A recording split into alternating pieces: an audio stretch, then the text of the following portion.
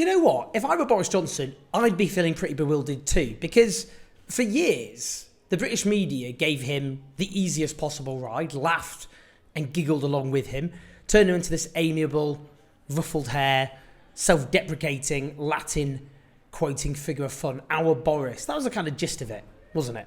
That's kind of what we were served up by those fearless warriors in the British media. But then, well, some of them, which we'll come on to, suddenly pulled the plug on him. Now, anyway, after being found officially to be a liar, which we didn't really need an extensive, months-long, multi-million-pound inquiry to establish, his lips moving is, generally speaking, ample evidence.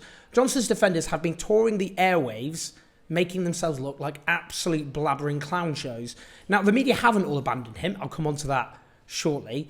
But let's just hear the best BBC interviewer for my money, speaking of someone who's been on the receiving end, Victoria Derbyshire, taking apart Brendan Clark-Smith, the preposterous Conservative MP for Bassett Law. You have called the report spiteful, vindictive, and the committee a kangaroo court. I mean, why are you indulging in what the committee calls a campaign of abuse and intimidation? They decided he lied. He misled on 9 occasions. But unless they've got a crystal ball, how they can know that he intentionally did that, I don't know. I don't know what other people are thinking, of course, and what Boris Johnson said. Have you read this report? I have. They will come to the dispatch box. They will correct the record, as Boris Johnson did. He didn't do that, according to this report. He didn't do that. Well, Boris Johnson corrected the record at least a couple of times. No, not according to the committee's report today. Are you sure you've read it?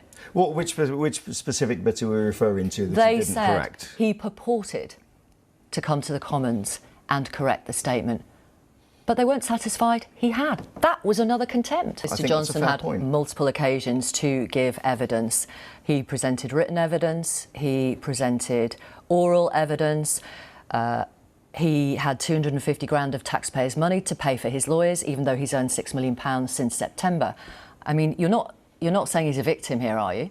Well, I wouldn't have had the inquiry in the first place, quite frankly, because I think... That wasn't the question. Well, I mean, the point is he is entitled to defend himself.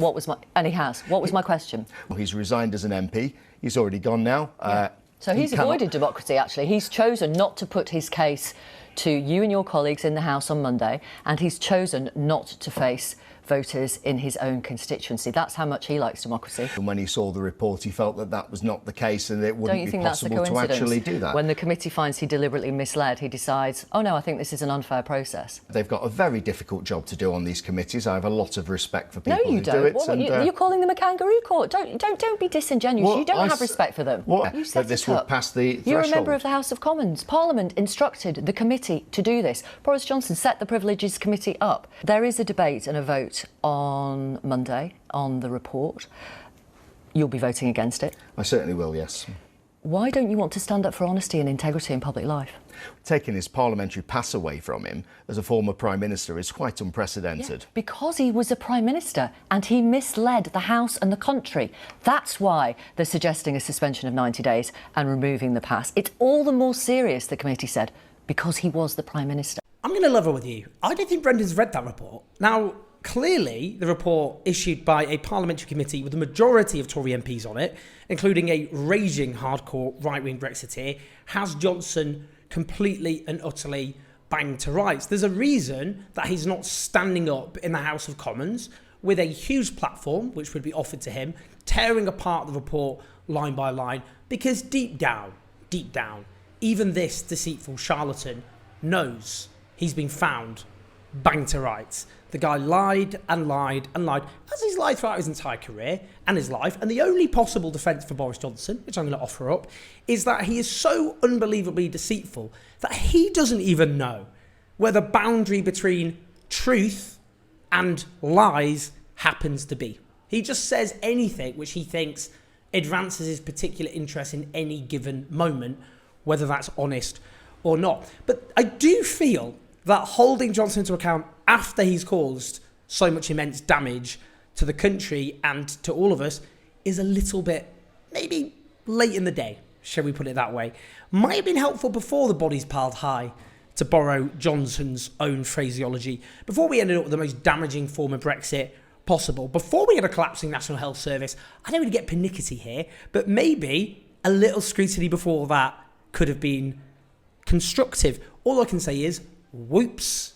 Now, he's always been a liar, a charlatan and a cheat. I mean, I will never stop being angry at the failure to hold him to account when it actually mattered, with most of the media either slavering at his feet or expending all their time trying to portray the real menace as allotment-dwelling socialist Jeremy Corbyn.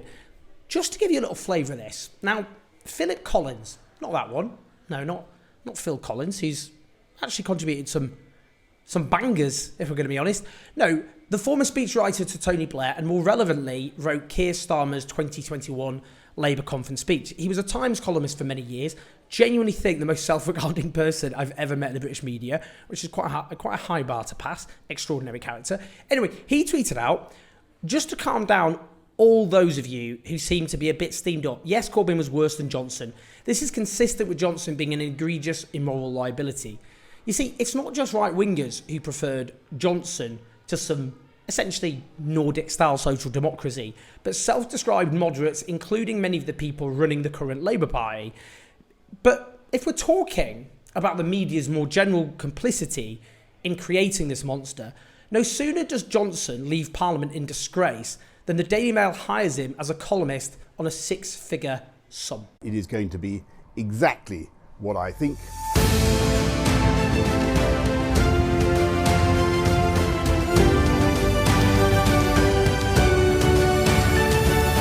Hi folks, Boris Johnson here. I am thrilled to be asked to contribute a column to the Daily Mail. It is going to be completely unexpurgated stuff. I may even have to cover politics, but I'll obviously try to do that as little as possible, unless I absolutely have to. I'm much looking forward to making my first contribution to those illustrious pages on Saturday. Join me in the Daily Mail on Saturday. Now, would you believe it? The official appointments body, which deals with jobs taken up by former politicians, has found that he committed a clear breach of rules on former ministers taking up new jobs because he only said half an hour. He only told them half an hour before the public announcement. Again, not that interested in the mere details of rules, which he regards as for peasants rather than for people like themselves.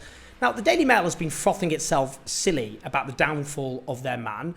But I mean, if we look at just as the state of the British media, the Mail is the biggest newspaper in the country. Now, let's be clear. I mean, that's only a small minority of the overall circulation because lots of people get their sources from elsewhere. That's just one individual source. A large majority of the country do not trust the Mail. And I think they will look at the Mail hiring this clown and they will conclude, well, what do you expect from the Daily Mail? And what do you expect from Boris Johnson? Two ridiculous, absurd outlets and politicians joining together in, I suppose, the match made in hell. But it does underline just how much the border between media and government has been blurred, because the media is supposed to hold the government to account, as you know. That's sort of one of its primary duties. It's supposed to be a pillar of democracy. And you get this revolving door where you don't just get, for example, well, you get the BBC, which is supposed to be this den of impartiality or leftiness, as the right will accuse it of being. Boris Johnson hired a spin doctor from the BBC. George Osborne hired his spin doctor from the BBC. David Cameron hired his spin doctor from the BBC. Theresa May hired her spin doctor from the BBC. So you get that revolving door of very senior political journalists from the BBC ending up as spin doctors for the Conservative Party. In the case of Theresa May, her spin doctor from the BBC went to her and then went back to the BBC. Extraordinary. You get also in print, remember Enemy of the People, which was splashed on the front page of the Mail? Well, the guy who wrote that ended up as a spin doctor for Theresa May. You've got James Forsyth, who was the Spectator's main political commentator. Then he was also at the Times and the Sun, wrote columns for them. Always Rishi Sunak's best friend. One of them was best man at the other person's wedding, always mix it up. Married to Allegra Stratton, who herself was Rishi Sunak's spin doctor, then Boris Johnson's spin doctor. And now James Forsyth's gone from the media and is now spin doctor to Rishi Sunak. Happens over and over and over again. You know, when you've got a media and politics that close, and it gets worse than that, you've got journalists with godfathers, godparents to the children of politicians and vice versa. Some go on holiday with each other. They have these extravagant dinner parties together. I'm saying it's not a clear separation. They socialise together, they get pissed together. It's just one particular egregious example. That's not how a democracy should work. And I think what we should learn from all of this is we don't have a functioning democracy. I know the people at the top like to pretend we do, glorious British democracy, but our democracy is increasingly exposed for what it is, which is a travesty. And until we do something about it, rather than just talking about the pantomime of Boris Johnson, then I do wonder what future for this country. Do like, subscribe, do support us on patreon.com/OwenJones84. Listen to us on the podcast. I'll see you soon.